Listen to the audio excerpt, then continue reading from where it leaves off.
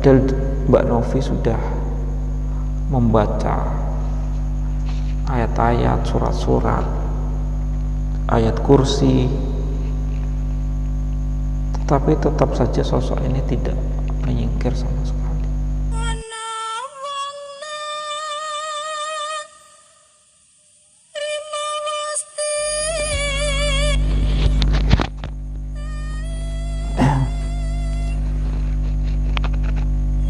A'udzubillah. Assalamualaikum warahmatullahi wabarakatuh.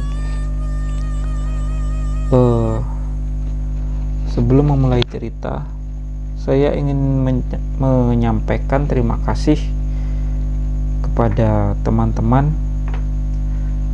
yang bersedia mengunjungi channel kami yang sederhana. Semoga terhibur, semoga memberikan manfaat, dan saya juga mengucapkan terima kasih ke teman-teman yang telah mensubscribe, men-like atau komen, atau bahkan men-share video yang telah kami bagikan.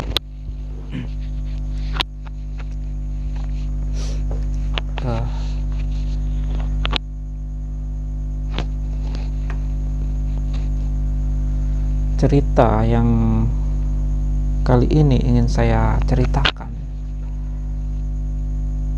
adalah cerita yang dialami oleh tetangga saya. Jadi tetangga saya ini kuliah atau sekolah di Kota Ngawi ya. Beliau sekolah di Kota Ngawi dan sempat ngekos di sana. Jadi sempat ngekos di tempat di Ngawi tersebut. Sekolah pendidikan guru kalau tidak salah. Nah, tetapi beliau orang ini, katakanlah namanya Novi. Akan tetapi Novi ini ketika dia kuliah, karena rumahnya juga tidak terlalu jauh ya dari kota ya, beliau tidak terlalu sering di kos-kosan tersebut. Cuman kadang-kadang ketika dia tidak sempat, tidak memungkinkan untuk pulang, dia tidur di sana. Setelah sekian lama, selesai sekolahnya juga sudah selesai, dan dia sudah tidak tinggal di kos-kosan tersebut. Suatu ketika dia memutuskan untuk bermain ke rumah ibu kosnya itu. Jadi dia berkunjung ke ibu kosnya itu, dan dia di sana dijamu dengan baik. Mereka ngobrol-ngobrol sampai tak terasa sampai malam, dan ibu kosnya ini menyuruh Mbak Novi ini untuk menginap saja di sana. Akhirnya Mbak Novi pun menginap di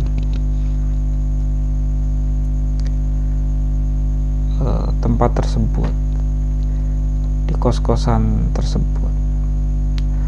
Oh ya, Mbak Novi ini kenalan atau teman ibu saya ya.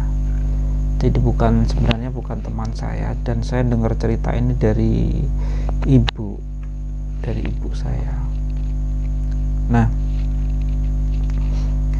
akhirnya Mbak Novi menginap di rumah kos-kosan tersebut.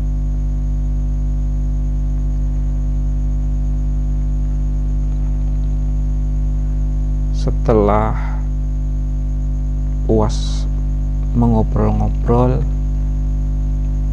Pada malam itu pun Mbak Novi tidur, ibu kos pun tidur. Mereka tidur di kamar yang berbeda ya.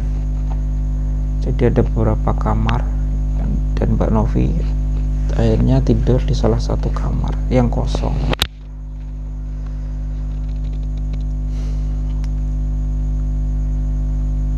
Ketika dia tidur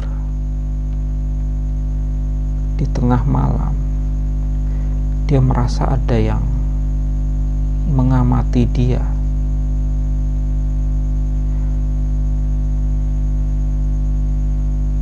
Dimana kondisi yang awalnya dia biasa saja, tiba-tiba dia merasakan tidak nyaman.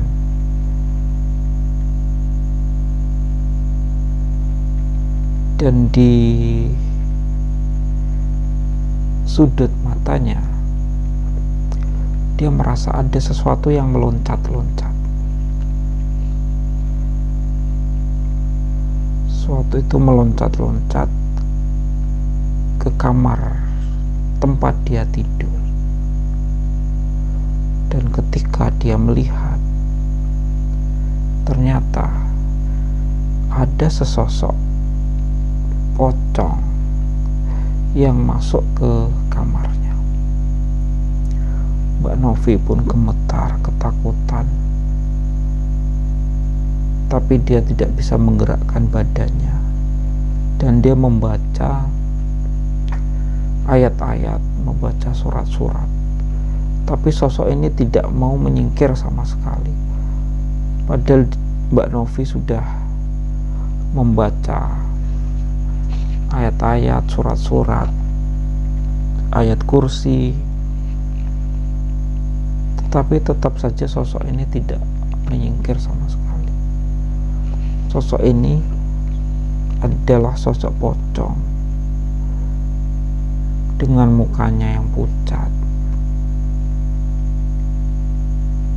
Tapi Mbak Novi bisa melihat jelas muka dari sosok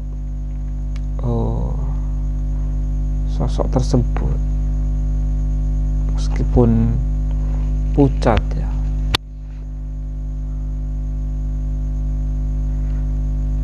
Dan sosok ini tetap terus berdiri di kamar tersebut.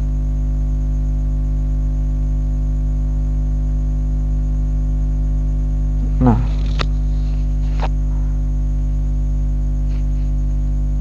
Mbak Novi pun akhirnya memejamkan matanya dan berusaha untuk tidur sambil terus membaca-baca ayat-ayat tersebut. Setelah sekian lama tertidur, Mbak Novi pun kembali membuka matanya, dan ternyata sosok itu masih ada di situ.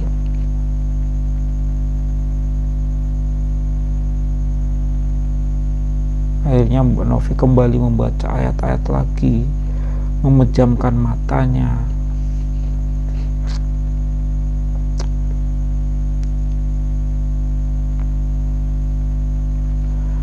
Dan sosok ini terdengar menangis ya. Terdengar menangis. Mbak Novi pun terus membaca ayat-ayat, bahkan meminta sosok tersebut untuk pergi. Tapi sosok ini tidak mau pergi. Akhirnya Mbak Novi pun tertidur pulas,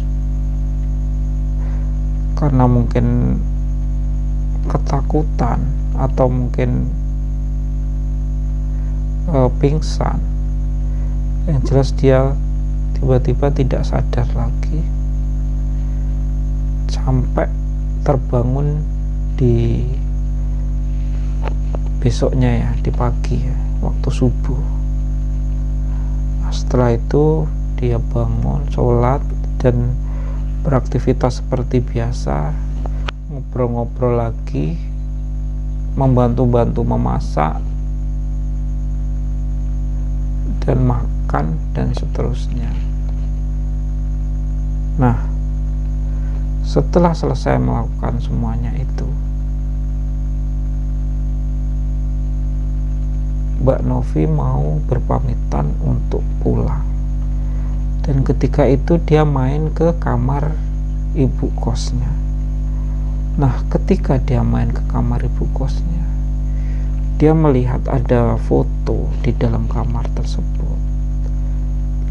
Dan ketika Mbak Novi melihat foto tersebut, dia merasa sangat terkejut, dan dia pun menanyakan, "Bu, ini foto siapa?"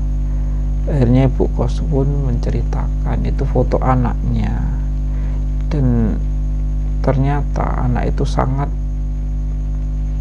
dicintai oleh ibu kos tersebut, dan baru saja anaknya itu meninggal,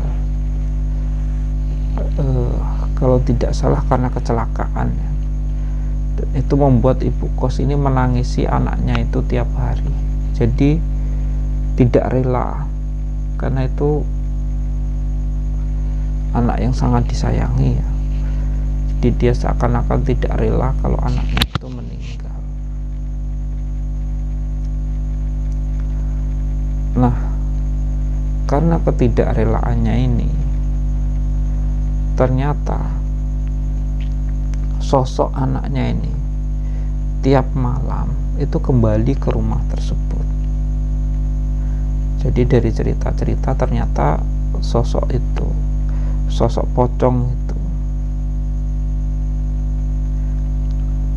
adalah memiliki wajah yang sama dengan foto yang dilihat Mbak Novi tadi, dan sosok itu tiap malam pulang ke rumah tersebut karena orang tuanya tidak merelakannya ya, tidak, seakan-akan tidak merelakannya untuk diambil, dicabut nyawanya. Nah,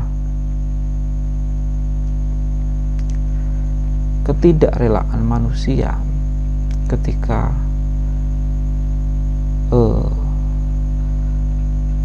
kerabatnya meninggal, suaminya atau anaknya atau istrinya, biasanya hal ini dimanfaatkan oleh jin ya.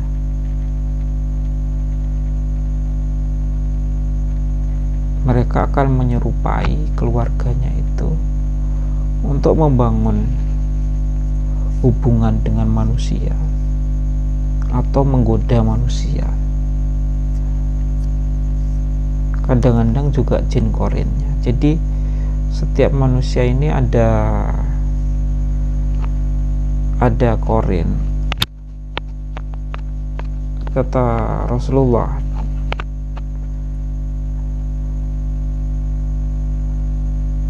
Allah menciptakan manusia itu bersamaan dengan korinnya atau pendampingnya dari golongan jin. Nah, korin ini biasanya memiliki ciri fisik banyak kesamaan dengan manusia yang dia dampingi. Misalkan manusia itu biasa bangun jam sekian, korin ini juga akan bangun pada waktu itu, dan dia juga akan ikut membangunkan korinnya yang dari manusia. Seperti itu. Jadi biasanya banyak kemiripan, dan biasanya ada saling keterkaitan atau hubungan antara manusia dengan korinnya. Wallahu a'lam. Mungkin itu saja cerita dari saya. Semoga bisa menghibur atau bisa memberikan manfaat ke teman-teman. Wassalamualaikum warahmatullahi wabarakatuh.